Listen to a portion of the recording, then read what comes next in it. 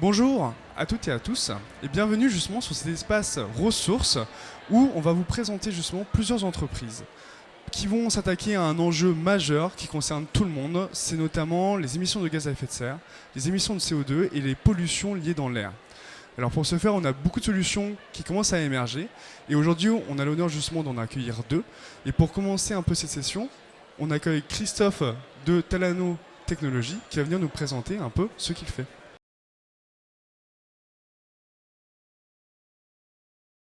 Bonjour, donc je suis le dirigeant d'une société qui s'appelle Talano Technologies, que j'ai créée il y a une dizaine d'années, et on travaille sur une des composantes de l'environnement. L'environnement, c'est la biodiversité, c'est l'eau, c'est le climat, bien entendu, avec la problématique des gaz à effet de serre, mais c'est également l'air, qui n'est pas forcément quelque chose à laquelle on pense tout de suite. Et quand on parle d'air, on parle de quelque chose qui est normalement fondamental.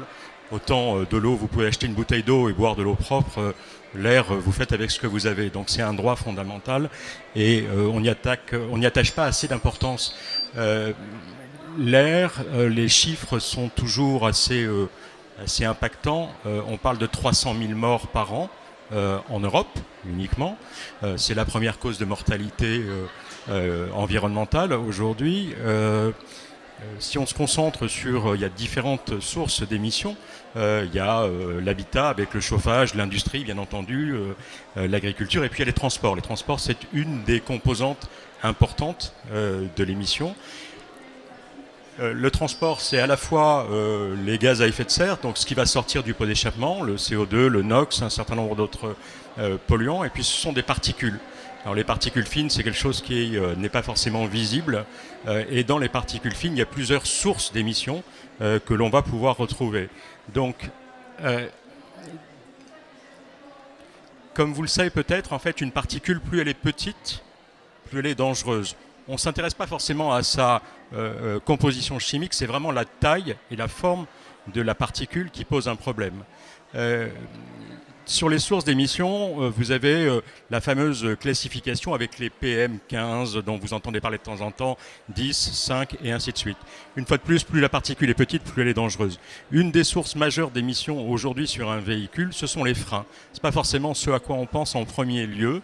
La seule manière pour s'en rendre compte, c'est cette espèce de pellicule noire que vous voyez qui vient se coller sur les roues des voitures au fil du temps. Et ce qui se colle sur les roues des voitures, c'est ce que vous n'avez pas respiré, en fait, tout simplement. Et là-dessus, j'ai mis un graphe qui est assez simple, qui est la courbe. Là, on ne parle pas de PM10 ni PM5, on parle de PM02. Ça, c'est pour le pic de l'émission. Il y a des particules qui sont beaucoup plus petites, puisqu'on va descendre jusqu'à 10 nanomètres, c'est-à-dire la taille d'un virus. En période de pandémie, je n'ai pas besoin de vous expliquer qu'un virus, ça pénètre partout. Eh bien, une particule, c'est la même chose. Ça pénètre absolument partout dans votre organisme. Et votre organisme n'est absolument pas fait pour supporter ça. Alors, si on rajoute en plus le fait que sur certaines particules, comme les particules de frein, ce sont des particules métalliques et des particules de carbone, votre organisme n'est absolument pas fait pour ça. Vous avez par exemple un des composants d'un système de freinage, c'est le cuivre. Le cuivre, quand vous le prenez le matin au petit déjeuner, c'est formidable. C'est un oligo-élément, c'est très bon pour votre santé. Quand vous le respirez, ça devient un peu moins bon. Et quand vous le respirez nanométrique et oxydé, on sait que c'est un mutagène extrêmement puissant. Et on sait qu'il a des conséquences qui sont vraiment délétères.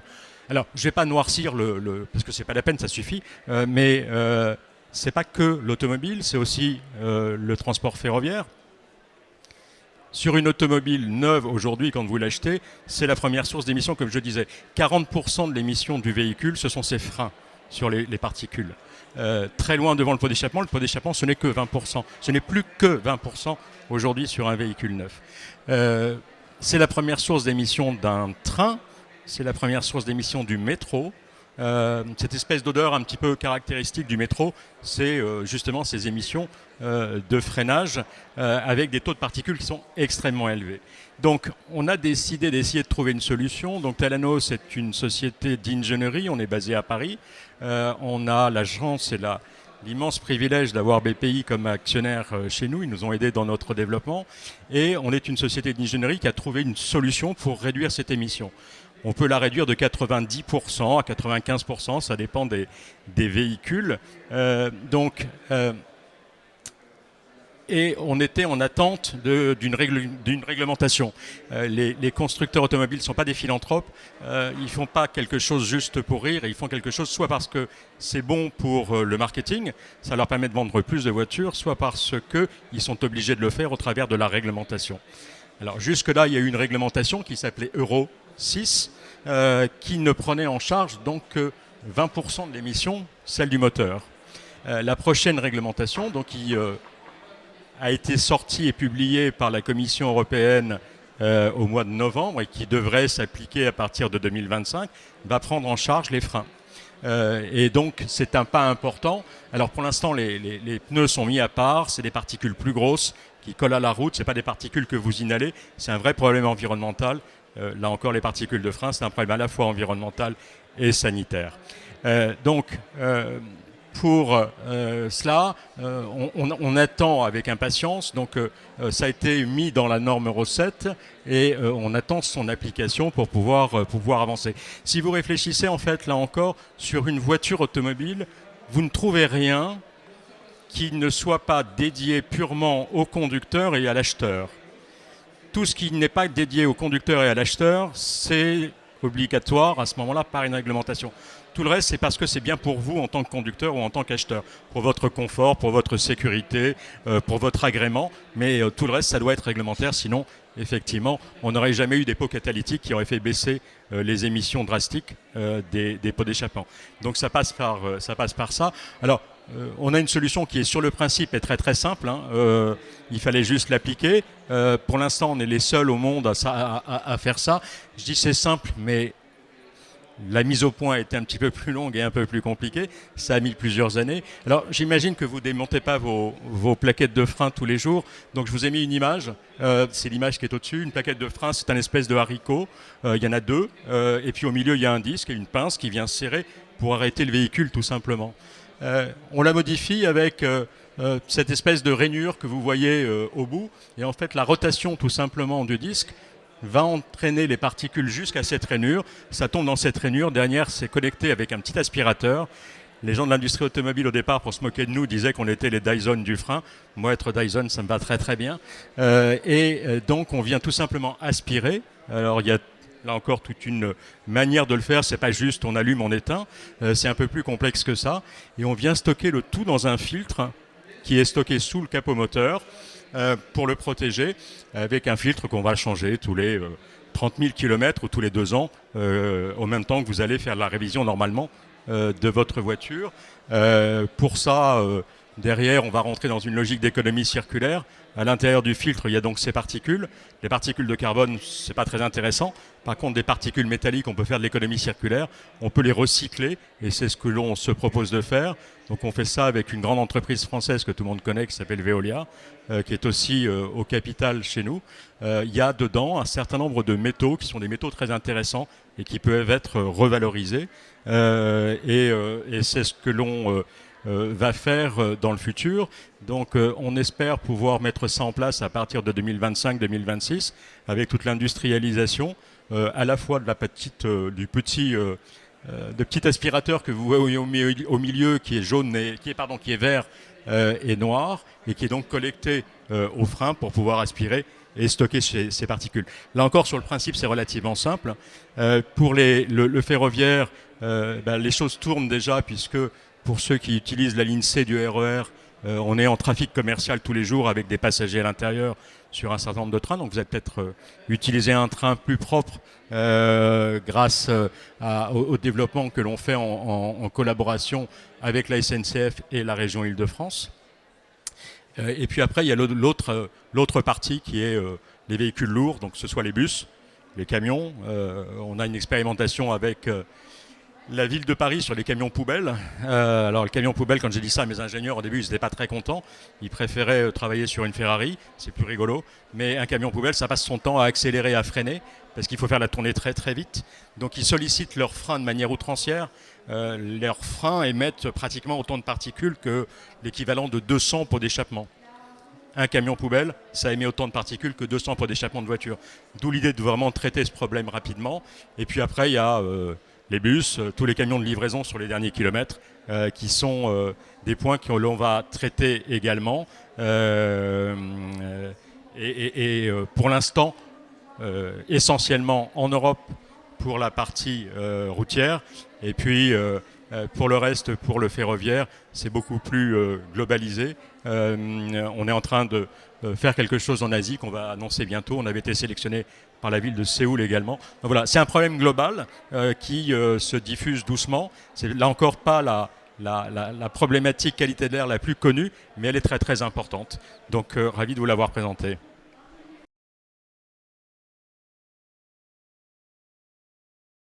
Bonjour à tous, donc moi c'est Romain, ok il y a un fil. Donc moi c'est Romain et je suis le cofondateur de Bioteos, donc que j'ai cofondé depuis juin 2021 avec mon associé qui s'appelle également Romain. On ne peut pas plus simple. Et Bioteos en fait à la base on est parti d'un constat, assez alarmant que respirer tue. Donc ça a été très bien démontré juste avant qu'il y a des particules fines dans les métros par exemple, qu'il y a des particules fines quand on conduit sur la route. Mais donc tout ça en fait ça fait qu'il y a environ 9 millions de personnes qui meurent chaque année à cause de la pollution de l'air. Pour vous donner une petite idée, comme on est à Paris, il faut s'imaginer que c'est comme si la ville de Paris tout entière disparaissait tous les 3 mois. Bon, c'est assez impressionnant, mais du coup cela est notamment dû au fait que l'air intérieur est 5 à 7 fois plus pollué qu'en extérieur. Et avec des taux justement, par exemple en composés organiques volatiles, qui sont tout ce qui est odeur, par exemple dans vos bureaux, on peut atteindre des taux qui sont 15 fois supérieurs à l'air qui est à l'extérieur. Bon, désolé, j'ai un peu plombé l'ambiance, vous inquiétez pas, chez Bioteos, nous sommes persuadés que la nature a la solution. Et ce sont les microalgues. C'est ce que vous avez juste là-dedans, des algues microscopiques capables d'utiliser certains polluants atmosphériques pour se développer. Et ces algues microscopiques, elles ont également l'avantage, c'est de représenter 60% de l'oxygène que vous respirez tous aujourd'hui. Chez Bioteos, nous avons donc innové et conçu une technologie brevetée qui repose justement sur l'utilisation des microalgues, donc avec plusieurs étapes de filtration. Une première étape de préfiltration qui enlève les grosses poussières, ensuite la filtration biologique donc par les microalgues qui enlève la plupart des polluants, et enfin une stérilisation à l'aide de lampes UVC qui nous permet d'enlever virus et bactéries. On a intégré pour la première fois cette technologie dans le métro de Lille, parce que nous sommes lillois, et dans un produit qui s'appelle Oxylon Urban. Donc ce produit va capter différents polluants, donc aussi bien des dioxydes d'azote, des composés organiques volatiles, également du CO2 et des particules fines 2.5 et 10 qui sont vraiment à la priorité dans les métros. Et il traite l'équivalent de 700 mètres cubes d'air par heure. Et ce qu'on a pu prouver, c'est que ça fonctionne. Donc parce qu'on a installé ça pendant 3 mois dans le métro de Lille. Et là, vous pouvez voir en fait une carte en fait, du métro où on peut voir que au centre, on avait le produit Oxylon qui était juste au centre ici, et avec différents capteurs qui étaient à d'autres endroits en fait, de la station. Et on a pu prouver donc une efficacité de 50% de taux d'abattement en particules fines directement auprès de la machine. Et sur l'ensemble du quai, on est sur un taux d'abattement de 20% en moyenne. Donc fort de la couverture médiatique obtenue par ce produit installé dans le métro, des entreprises nous ont approché pour équiper leurs bureaux, open space, mais encore cafétéria, pour installer Oxylon dans ces endroits. C'est comme ça que nous avons donc miniaturisé la technologie pour créer Oxylon Office. Donc là, vous l'avez encore en échelle encore plus miniaturisée. Il faut s'imaginer que c'est un produit qui fait 1,60 m de haut, 50 cm d'emprise au sol, et qui a pour but donc d'être installé dans des open space, dans des cafétérias, dans des salles de réunion. Et je pense que dans le public aujourd'hui, il y a sûrement des gens qui ont des bureaux. Donc n'hésitez pas en tout cas à intervenir ensuite. Donc ce produit donc, a exactement la même technologie que ce qui a été mis en place dans le métro, mais adapté du coup pour des plus petits espaces. Et comme l'ambition de Bioteos n'est pas uniquement de purifier votre air, mais également de prendre soin de l'environnement, nous avons pensé à notre process jusqu'au bout. C'est-à-dire qu'il faut savoir que les microalgues, étant un organisme vivant, il faut les changer. Il faut les changer tous les mois pour le bon fonctionnement de nos produits. Mais au lieu de les jeter comme des filtres classiques, nous les récoltons pour en faire du biostimulant, comme ceci, à destination d'agriculteurs proches de chez nous. Maintenant, donc, nous sommes bien évidemment pour ce projet soutenus par un grand nombre de partenaires, aussi bien au niveau régional que national. Et je remercie bien évidemment la BPI de nous accompagner depuis le début du projet. Et nous sommes aujourd'hui donc une équipe de 5 personnes convaincues qu'il est encore temps de changer les choses. Alors si vous aussi vous en êtes convaincu, je vous invite à nous suivre sur les réseaux et à me poser des questions. Voilà, merci. Merci pour la présentation. Je voulais juste savoir du coup combien ça coûte pour les mettre dans les bureaux. J'avais une slide spécialement pour ça qui était juste après, mais elle a été supprimée apparemment. Donc on commence avec un budget pour une machine installée, donc ce qui comprend l'ensemble, c'est-à-dire aussi bien l'entretien que le changement des microalgues, que l'installation de la machine. On a un abonnement à 595 € par mois pour une machine installée. Après, on a un tarif qui est dégressif en fonction du nombre de produits qui est installé au même endroit. Parce que forcément, nous, comme il faut qu'on se déplace tous les mois, si on se déplace tous les mois pour une machine ou pour 3 machines, c'est différent. Moi, j'aurais une petite question justement. Une machine permet de couvrir à peu près quelle surface? Alors, dans le métro, on va dire qu'avec une machine, on arrive à traiter l'air sur un quai complet, donc qui fait 52 mètres. Maintenant, pour une machine qui est dans le métro, qui est dans les bureaux, ce qui vous concerne plus ici, là on est sur une machine qui peut traiter jusqu'à 100 mètres carrés, on mesure une efficacité jusqu'à 100 mètres carrés. Maintenant, en fonction de la géométrie de la pièce, en fonction du flux de personnes, en fonction du nombre de personnes, si c'est dans un open space qui fait 500 mètres carrés, on ne va pas mettre 5 machines, ça n'a aucun intérêt. Maintenant, le but c'est vraiment de se mettre à des endroits stratégiques, là où les gens, en fait, à côté du flux de personnes, pour justement que l'air soit purifié dans un espace, on va dire, où c'est utile.